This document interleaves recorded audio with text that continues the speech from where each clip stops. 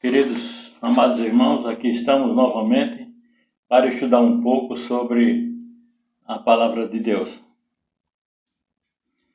Hoje o assunto é um pouco polêmico, difícil de apresentar aí fora, porque nós não sabemos, nós não conhecemos qual é a reação das pessoas.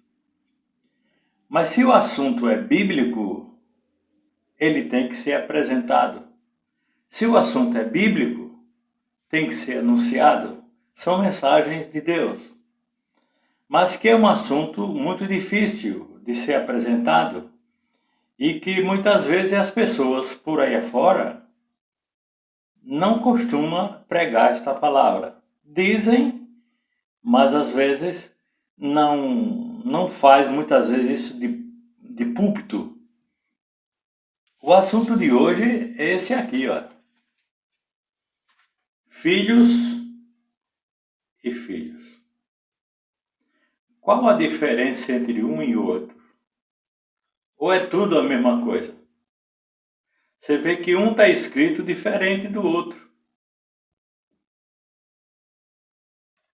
Como podemos explicar?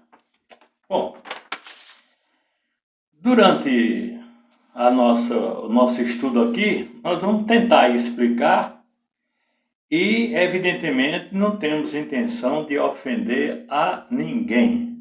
Não é esse nosso objetivo. Mas o próprio Jesus disse que a tua palavra seja sim, sim, não, não. E o que passa disso, ele diz, e o que passa disso, segundo a palavra dele, procede do diabo. Então, para Deus não existe mais ou menos. Ou é ou não é. Então, para Deus, em outras palavras, não existe meia verdade. Meia verdade para Deus é mentira. Está indo de encontro à sua vontade, o seu querer. Mas o assunto é sobre filhos e filhos. Qual a diferença entre um e outro? Bem, Deus, quando a princípio criou o mundo, aqui nada existia. Como no nosso sistema planetário, não existe ninguém em Marte, Plutão, Saturno, Júpiter, não existe ninguém. Somente no sistema planetário nosso, no sistema solar, o nosso, somente a Terra que é habitada. E antes da criação, nenhuma habitação em nosso sistema solar existia. E Deus agora prepara a Terra. Ele cria um ambiente para que possa ali morar os seus filhos. Observe bem dessas palavras. Então Deus prepara aquele ambiente para que nele possam morar os seus filhos. Muito bem. Deus criou tudo, diz a Bíblia, do bom e do melhor.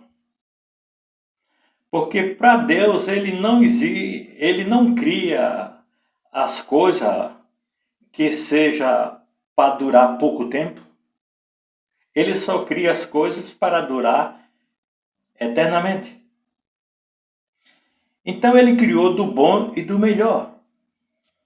Pois bem, criando do bom e do melhor, ele deu uma ordem para que os nossos pais não comessem daquele fruto.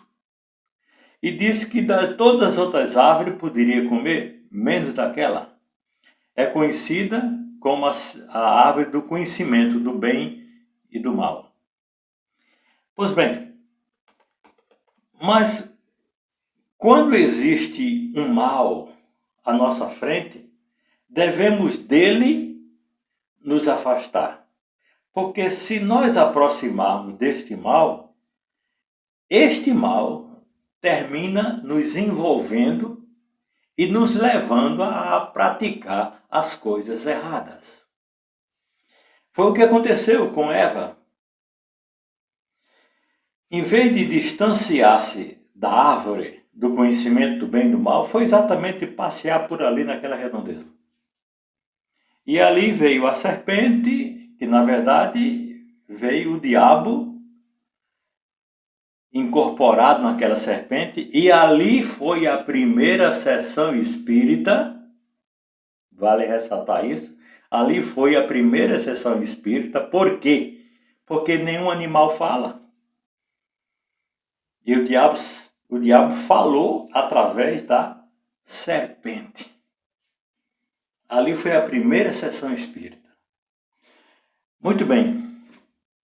Após a entrada do pecado, Adão e Eva preferiram dar atenção ao diabo do que cumprir a palavra de Deus, do que viver os conselhos de Deus.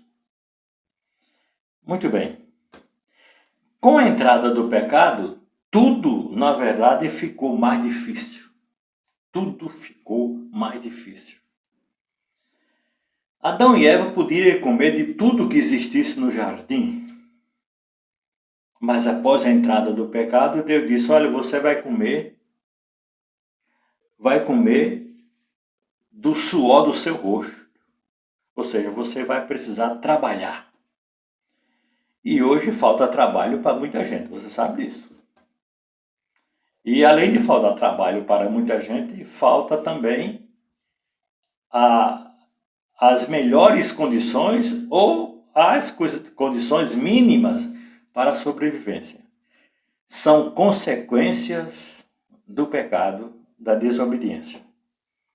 Pois bem, entrando o pecado, a gente sabe que lá na frente Deus destruiu o mundo com o dilúvio, devido à ascensão do pecado. E ele foi obrigado a fazer isso. E a terra voltou a se multiplicar, porque teve ali os seus descendentes. Noé, a sua esposa, seus 3 filhos, suas 3 noras. Então a terra voltou a se povoar. Voltou a se povoar, mas continuou no pecado. O pecado existindo, irmãos, ele se multiplicando, Deus disse que o pecado faria com que a nossa justiça, observe bem, a nossa justiça era comparado como trapo de imundície. Ora, se a nossa justiça é comparado como trapo de imundície, a nossa justiça, imagine a nossa injustiça. Mas essa é a comparação que Deus faz. Isso você encontra isso lá em Isaías 64, versículo 6. E em Isaías 41, 24, nos é dito que somos nada. Na verdade, ele diz que somos menos do que nada. O que é o nada? Nada não existe. Então ele diz que nós somos menos do que isso, devido à nossa desobediência, o nosso distanciamento de Deus. Aí é que vem e começa a surgir a ideia de filhos e filhos. Muito bem. Nestas condições, a criação de Deus, sem a ajuda dele, a criação de Deus, por se distanciar dele, por entrar em pecado e por se multiplicar o pecado, e cada vez mais se distanciando dele, irmão, sem a ajuda de Deus, esta geração não é esta geração, é essa população, não é essa população, é a sua criação, estará totalmente perdida. Por mais que eu me empenhe, por mais que você se empenhe, por mais que você se esforce, por mais que nos esforcemos e fazemos as coisas corretas e justas, ainda não merecemos a salvação. Porque Deus é santo.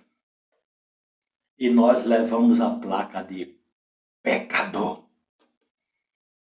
pecador, na sua prática, ele distancia-se de Deus. Eu ainda vou chegar a mostrar o que é filhos e filhas. Muito bem. Deus é santo. E Ele quer que os seus filhos também procedam dessa mesma maneira. Que seja santo também. Mas é exatamente isso, a população vive contrário aos seus ensinos. A população vive exatamente fazendo as coisas erradas. O que Deus não aceita isso. Porque tudo Ele fez do melhor e faz as melhores condições. Mas as pessoas às vezes não aceitam. Irmãos, a população vive o contrário ao ensinamento de Deus. Quando Jesus esteve aqui, veja o que ele disse. Está escrito em João 8,44. Decore bem. João 8,44. Ele diz assim, palavra de Jesus. Diz assim, vós sois do diabo que é o vosso pai. Vós sois do diabo que é o vosso pai. E quereis satisfazer-lhe os seus desejos, os desejos do diabo. Ele foi homicida, o diabo foi homicida desde o princípio, e jamais se firmou na verdade. Porque nele não há verdade. Quando ele profere mentira, fala do que lhe é próprio, porque ele é mentiroso e pai da mentira. No princípio desse versículo, ele diz, vós sois do diabo, que é o vosso pai. Ora, se ele é pai, então ele tem filhos. Não existe pai sem filhos, não existe. Então, se a pessoa não é pai, é porque não tem filhos. Se a mulher não tem filhos, é porque não é mãe. Mas Jesus diz, o diabo é o vosso pai. E se ele é pai, ele tem filhos. Aí onde vai a diferença entre filhos e filhos. Eu vou abrir agora o leque. Filhos de Deus e filhos do diabo. Por acaso o filho teu, se chegasse em casa sorridente, com um boletim escolar na mão, e mostrando, pai, mãe, aqui está meu boletim. Nesse bimestre, eu tirei boas notas. Por acaso você ia bater no seu filho? Porque ele fez o que era correto? Mas é claro que não. Então veja só, se por acaso as pessoas fazem coisas boas, recebem a aprovação de Deus. Mas aquele que não recebe, aquele que não faz as coisas boas, recebe automaticamente a reprovação de Deus. Mas nós somos pecadores, estamos sempre do lado contrário. E Ele está nos chamando. Nos chamando. Porque aquele que não aceita o seu chamado, passa a ser filho do diabo. Por favor, não se ofenda, mas essa é a verdade bíblica. Eu acabei de ler João 8,44.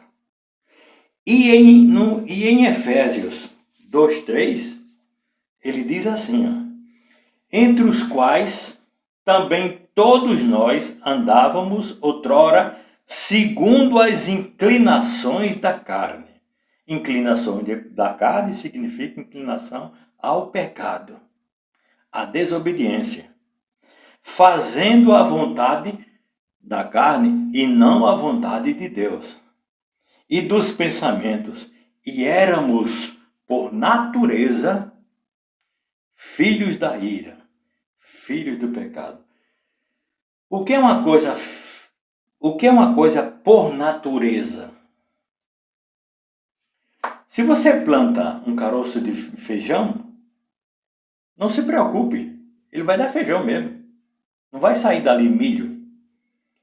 Se você plantar ali um caroço de manga, não se preocupe, não vai sair jaca não, vai sair manga. Então é por natureza, aquilo é comum. Então eu disse que por natureza, os filhos do pecado não eram filhos de Deus. Repito, não queira se ofender, mas essa é a realidade bíblica. Ainda em Efésios capítulo 1, versículo 5, diz assim: e nos predestinou, aí é onde pesa agora o amor de Deus. O que é uma coisa predestinada? É uma coisa que tem um destino certo. Deus nos propõe a salvação na pessoa de Jesus. Porque se depender de nós, estamos todos perdidos. Diz lá no livro de Romanos 3:23, porque o salário do pecado é a morte. O salário do pecado. E quem tem pecado? Todos. Então todos vão receber a morte como pagamento. Como pagamento. Mas diz que ele no seu amor, ele nos predestinou para a salvação. Diz aqui bem claro, nos predestinou para a salvação. E diz logo em seguida, para a adoção de filhos.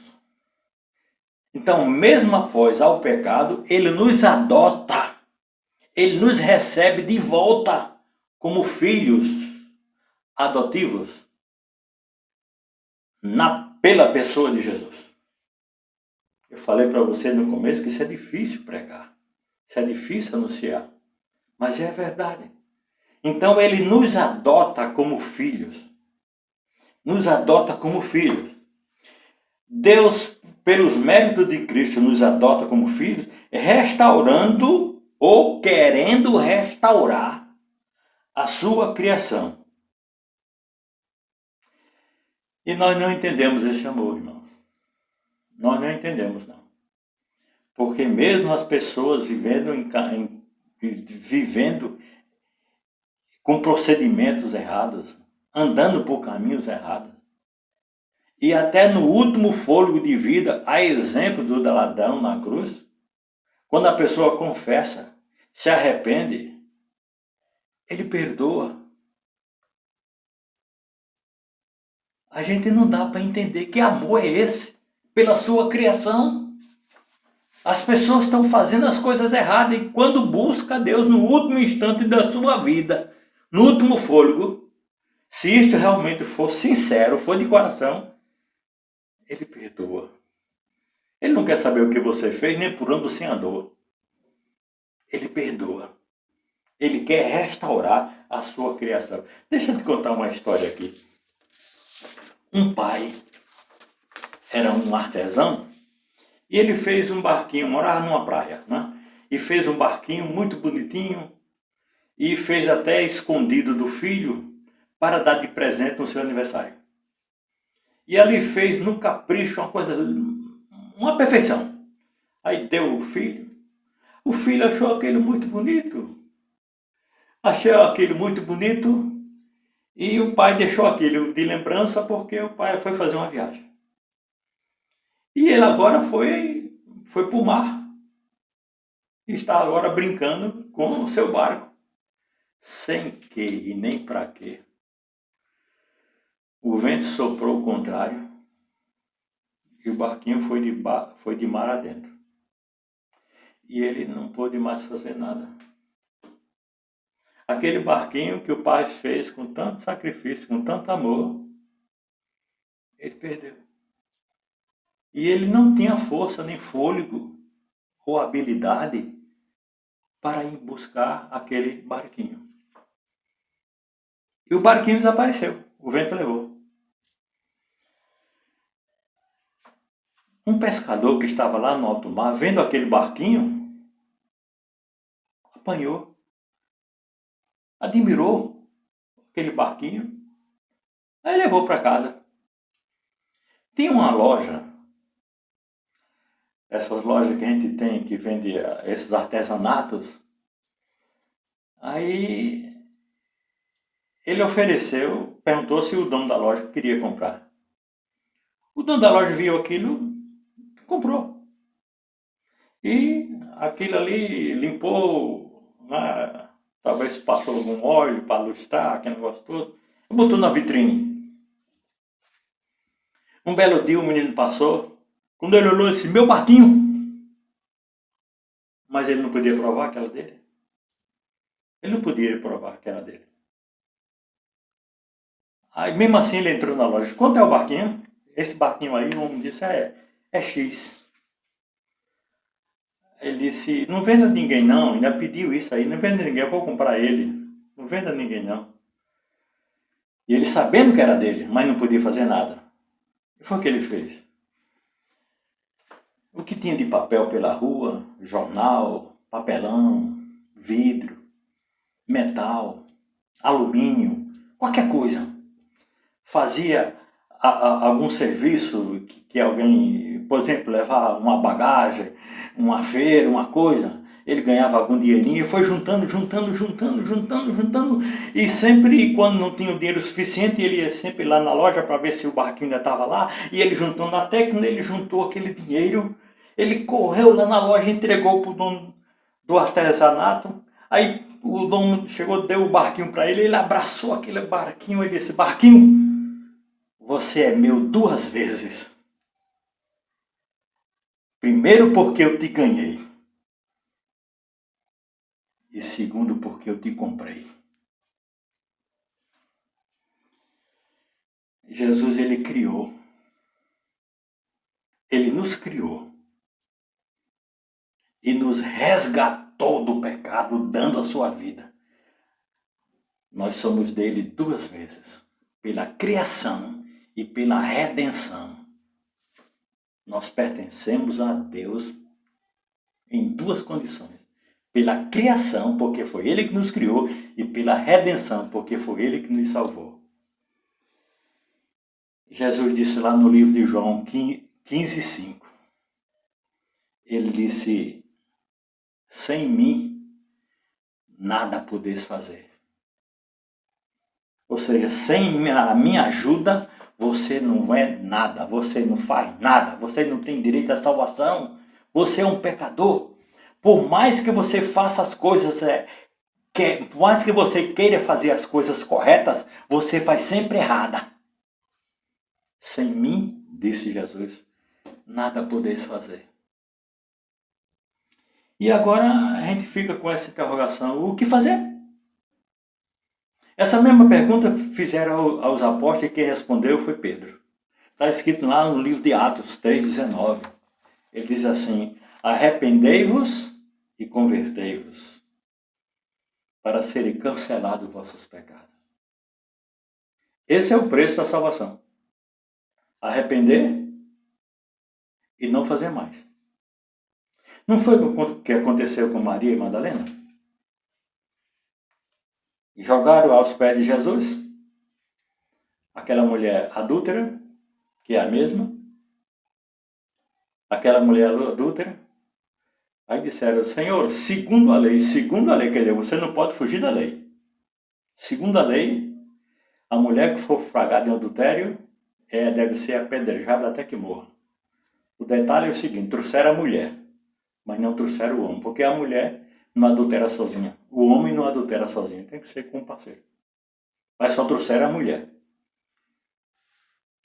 O que é que você diz, Jesus? Aí Jesus disse, quem não tiver pecados pode atirar a primeira pedra. A Bíblia diz que como todos tinham pecado, e foram saindo um por um. A Bíblia diz que só ficou Jesus e a mulher. Aí Jesus disse, onde estão teus acusadores? Eles não te condenaram? Ela disse, não. Aí ele disse, eu também não te condeno. Vá e não faça mais. Vá e não peques mais. Mas quando a mulher saiu, Jesus não chamou, sei lá, Pedro, João, Tiago, sei lá, quem ele quisesse. Vai atrás dela para ver se ela vai fazer de novo. Não. Ele perdoou e deu a liberdade para ela. Ele deu a oportunidade, uma segunda oportunidade para ela. Ele está dando uma segunda oportunidade para mim, para você. Uma terceira, uma quarta, uma quinta. Ele quer recuperar, ele quer salvar. Ele quer de novo fazer que nós sejamos filhos adotivos dele para a salvação. Ele quer isso. Arrependei-vos e convertei. Aí ainda no livro de Atos 4:12 ele diz assim: e não há, ou seja, não existe salvação em nenhum outro nome debaixo do céu, pelo qual importa que sejamos salvos. Não existe outro nome. Que nome? Jesus.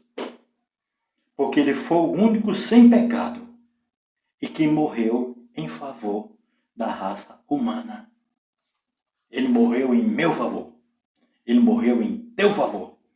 Por isso que se pergunta, você aceita Jesus como seu salvador pessoal? Sim, porque ele é salvador individual de cada pessoa. Ele quer restaurar a minha vida, a tua vida. E o perdão já foi oferecido.